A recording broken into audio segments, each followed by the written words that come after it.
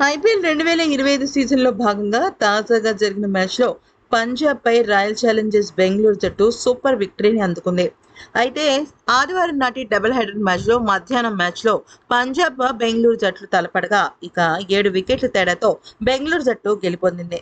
అయితే ఈ 158 పరుగుల సక్సెస్‌ఫుల్ లక్ష్య ఛేదనలో దేవ్‌దత్ పడిక్కల్ 61 పరుగులు, విరాట్ కోహ్లీ 73 పరుగులు అంటే ఇద్దరు కూడా హాఫ్ సెంచరీలతో అదరగొట్టేశారు.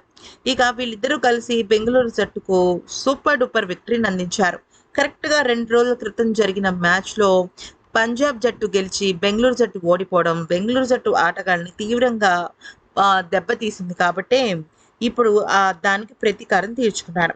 ఇక ప్లేయర్ ఆఫ్ ది మ్యాచ్ అవార్డును కైవసం చేసుకున్న విరాట్ కోహ్లీ మాట్లాడుతూ ఏమన్నారంటే, "ఇది మాకు చాలా కీలకమైన మ్యాచ్. ఈ 2 పాయింట్లు ప్లే ఆఫ్ రేస్‌లో భారీ మార్పును తీసుకొస్తాయి. బయట స్టేడియంలో మేము అద్భుతంగా ఆడుతున్నాం. 8 పాయింట్ల నుంచి 10 పాయింట్లకు వెళ్తే పాయింట్ల టేబుల్‌లో ఎంత భారీ తేడా వస్తుందో మాటల్లో చెప్పలేను.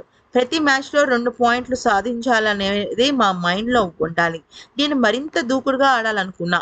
నిజం చెప్పాలి అంటే నాకన్నా ఈరోజు దేవ్‌దత్ పడిక్కల్ మ్యాచ్‌లో చాలా బాగా ఆడాడు. ఈ అవార్డు అతనికి ఇవ్వాలి. మరి నాకెందుకు ఇచ్చారో నాకు అర్థం కావటం లేదు. అయితే నేను తనకు కేవలం సపోర్ట్ మాత్రమే చేశాను. దేవ్‌దత్ పడిక్కల్ ఇన్నింగ్స్ ఈరోజు నిజంగా మ్యాచ్‌లో మలుపు తిప్పాయి.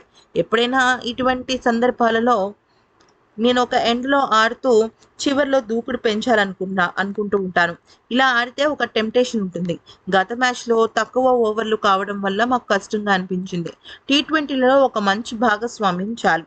గేమ్ మారిపోతుంది. వేళల్లో మాకు కావాల్సిన జట్టు దక్కింది. రొమారియో జట్టులోకి రావడం, లివింగ్స్టన్ ఉండటం జట్టుకు బాగా కలిసొచ్చింది. డేవిడ్, జితేష్, పటిదార్ లాంటి ఆటగాళ్లు తమ బాధ్యతలను చక్కగా నిర్వర్తిస్తున్నారు. గెలవాలన్న తపన వాళ్ళల్లో ఉంది. ఇలాంటి వాళ్ళ ఆట తీరుతో గెలిచే అవకాశాలు మరింత ఎక్కువవుతాయి" అంటూ చెప్పుకొచ్చాడు.